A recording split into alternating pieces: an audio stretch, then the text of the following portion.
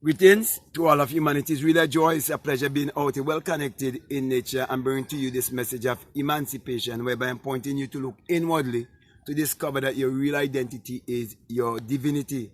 And that is why I want to speak to you concerning the master key and how Abdullah, the black mystic from Ethiopia, Neville Goddard mentor, how he taught Neville to use the master key to create his reality consciously. And that master key of which I am speaking about is prayer. And when I speak of prayer, I'm not speaking of speaking to a God or a Savior or a Redeemer outside of yourself. When I speak of prayer, I'm speaking about going within, according to Psalms chapter 4 and verses 4, where it says that you must commune with your own heart upon your bed and be still. Go into that space of stillness, which is saying when you have a desire, that you must go into the place of your subconscious mind. And when you go into that place of your subconscious mind, you let your request be made known with it to your subconscious mind by impressing the feeling of your wish already fulfilled, impressing that upon your subconscious mind. But you can only do that by going into that stillness, because that stillness or a place of quietness is where you are listening to God.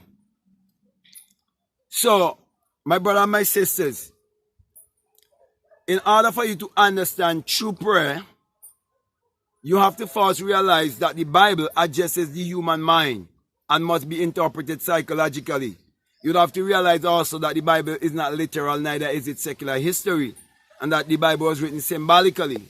You'll have to accept also that the Bible have no reference to anyone who existed thousands of years ago or to any actual event that would have taken place on earth thousands of years ago. You'll have to accept the fact that the central theme of the Bible is man's imagination, and that everything in the Bible, it had to first be mental, it had to first be psychological. So from the beginning to the ending, it's a great psychological drama.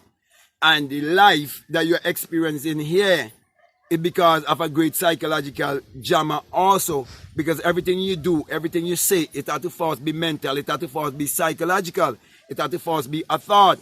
So when you realize everything is energy, vibration and frequency, you realize that your thoughts, they are vibrational frequency. And your brain is a receiver and a transmitter of such frequency. Therefore, you would understand why you're told in Matthew 6 and 6, as a matter of fact, chapter 6 and verse 6, that you must go within and speak to the Father that is within, and that that Father is in secret, and that you must close the door and come into that closet. That closet is that secret place within you. It is teaching you the art of meditation. It is teaching you the art of visualization, and teaching you how to close your eyes and how to go within.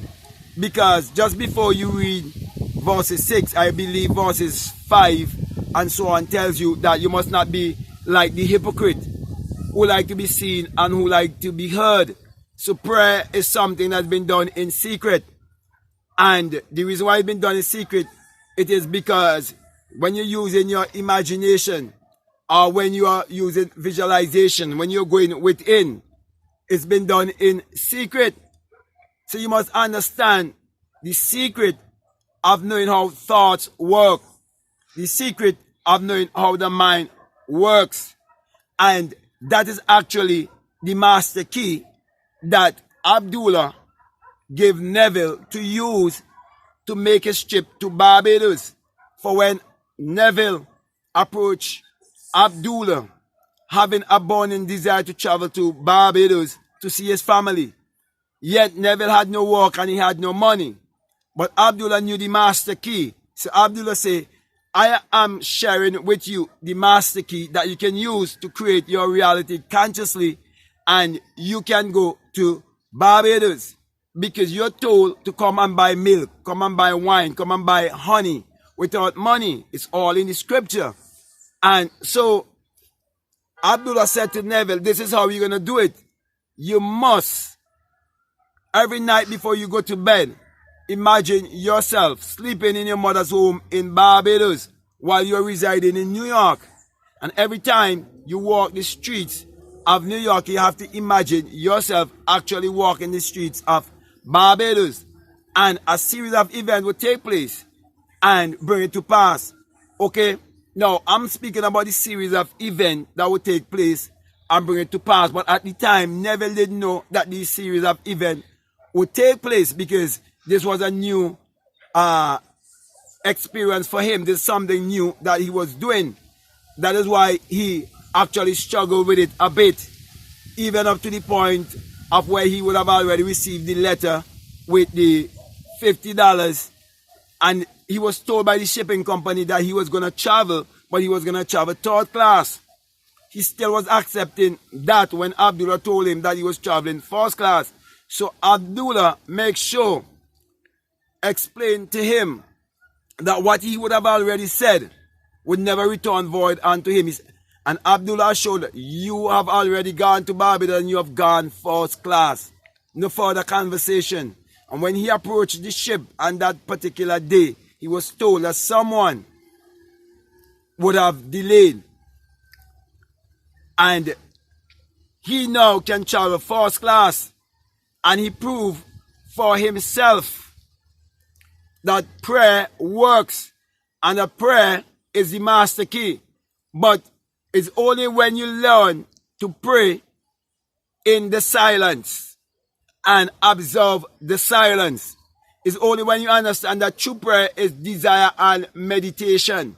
So when you have a desire, you go into meditation or you go into visualization. You see things through your mind's eye. You see things through the eye of God, through the eye of imagination. So you're living and believing and trusting in your imagination as God in man. You're not looking on the outside for a savior or a redeemer. You know that God in man is man's imagination.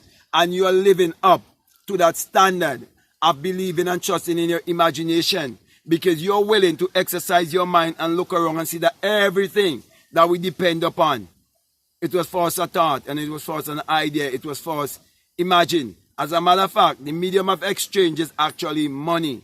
And anyone can see that money is being minted or printed. And money was first a thought, it was first an idea, it was first a picture in someone's mind.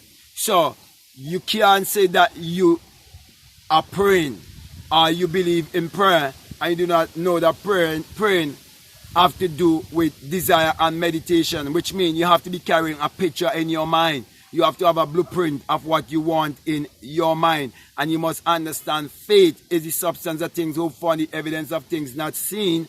And all of that is speaking of your imagination. Faith have to do with you understanding how to use your imagination and take something from the spirit world and manifest it in the physical world. It's all about alchemy.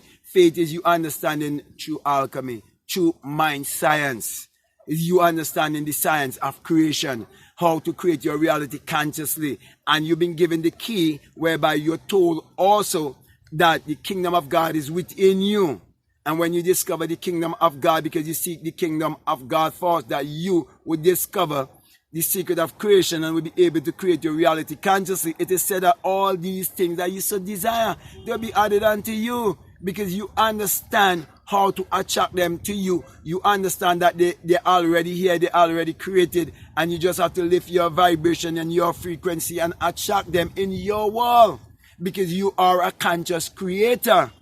So, my brother and my sisters, the master key is looking inwardly. The master key is knowing that prayer is you being in touch with your true self, your higher self. Prayer is you going inwardly, not outwardly. Now, as I come to a close, I want to end by saying this.